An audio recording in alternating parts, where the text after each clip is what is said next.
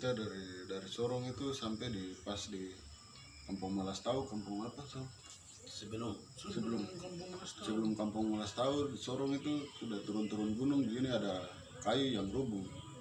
Jadi karena saya lihat kayu rubuh, terus hujan lebat, tidak ada yang mau turun bantu, baru cuma ada bapak satu saja yang di situ, orang tua lagi sendiri pegang kapak, baru ada potong-potong kayu di situ. Tapi karena lama sudah, saya bilang sudah kita tiga nih, karena saya bilang ada Ciko nih, saya bilang kita karena sudah basah jadi kita turun bantu sudah jadi saya bilang bapak pindah sudah, baru nanti saya yang pegang itu kapak itu, baru potong kayu itu sudah.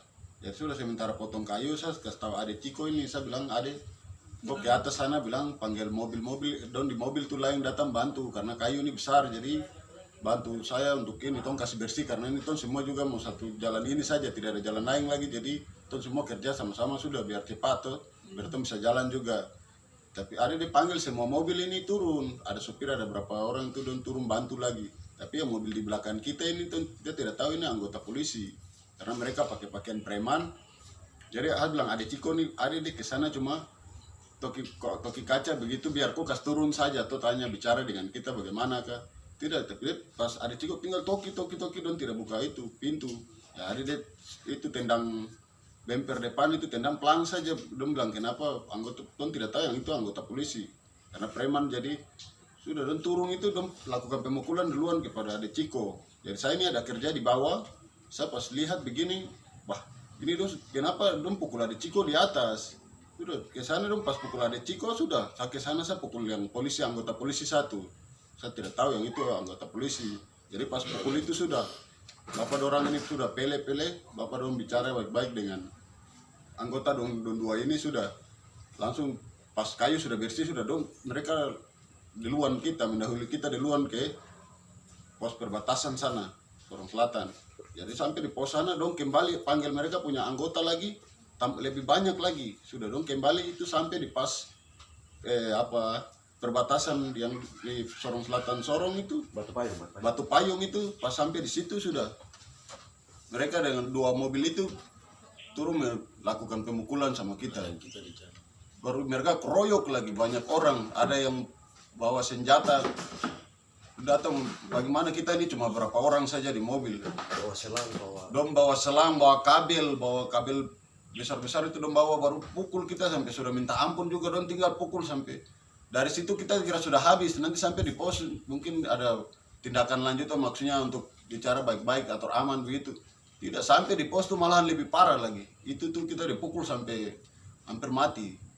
Adik Ciko nih ditarik dari atas mobil, dibanting, dibawa tuh pukul sampai pukulin senjata nih. Tadi dipukul dengan pantas senjata dari muka, dipukul di rotan ini, sampai pukulin kabel ini sampai minta ampun juga. Untung ada orang, maksudnya ada ibu-ibu yang ikut naik dari Sorong itu sama-sama dengan kita, sampai minta ampun juga untuk dorang, don tidak mau stop itu. Sampai orang makin hari tambah datang banyak, sudah lihat begitu don takut. Takut itu sudah langsung mulai alas mau bicara bok melawan saya, padahal sudah ibu-ibu dorang sudah bicara sampai mama di rumah nih sampai sujud di bawah dompo kaki juga bicara, bilang minta ampun sudah untuk orang itu. Untung baik mama dorang ada. Kalau seandainya kemarin kalau kita sendiri saja, mungkin antara kita tiga ini satu orang korban, mungkin korban pemukulan sampai mati tempat gitu. Mereka lakukan pemukulan begitu dan bawa senjata, mau todong kita lah apalah.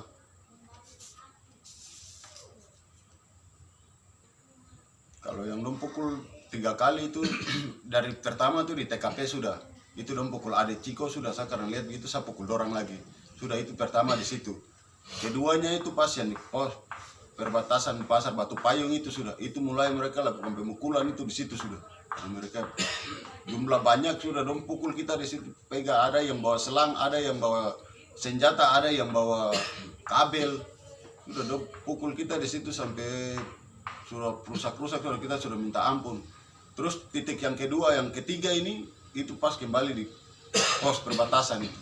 Di situ tuh mereka lebih banyak jumlah di situ lagi. Itu yang mereka lakukan pemukulan itu sampai pukul dengan rotan ini, sampai pukul dengan selang ini, sampai pukul dengan kabel ini di belakang-belakang ini semua, sampai ada nih sampai apa dom banting sampai banting di aspal di bawah, itulah dom pukul yang ketiga tuh pas terakhir di pos itu sudah di pos perbatasan itu dom pukul 3 kali ke 3 titik itu.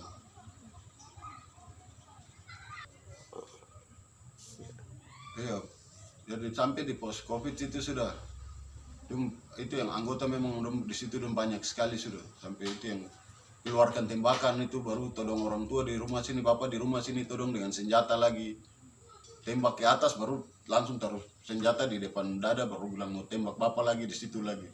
Itu anggota TNI yang pegang senjata, polisi punya SS1 tuh, senjata SS1 itu anggota polisi punya senjata, tentara yang pegang untuk todong bapak di rumah sini.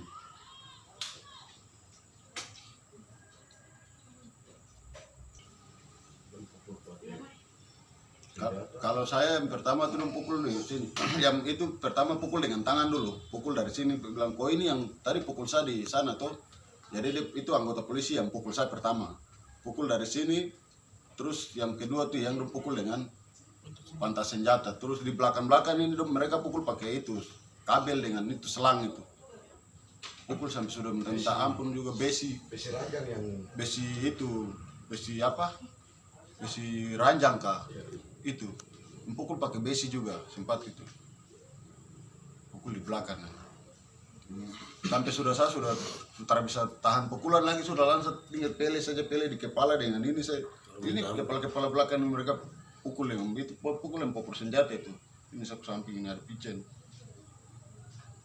belakang ada bengkak ini. Kalau di belakang ini itu ada pukul pakai besi, pukul pakai selang, kabel itu, dan pukul double di belakang, minta ampun juga. Maksudnya tidak stop gitu, untung ada mama dorang ini yang langsung non stop itu, karena mama dorang sampai minta ampun di dorang baru dong bisa stop pukul kita. Kalau tidak itu mungkin ada satu korban itu mungkin dari saya saja. Saya dorang apa pegang selang sama besi itu yang pukul di belakang sini sampai terjadi itu, langsung saat tidur lompat tarik karena jatuh yang kepalanya duluan turun ke bawah, jatuh dan pukul dengan selang tuh, pukul terus tidak stop, pukul dari samping badan sampai di belakang sini itu, dan besi semua dan pukul ada yang sepak, ada yang datang baru dengan patas senjata tuh baru toki dari samping ini. Iya, mungkin gitu saya dari saya. Saya itu sama, mereka pakai kabel itu tuh yang pukul di belakang sini, leher sini, terus yang sempat satu pukul lagi pakai pukulan saya ada pijat.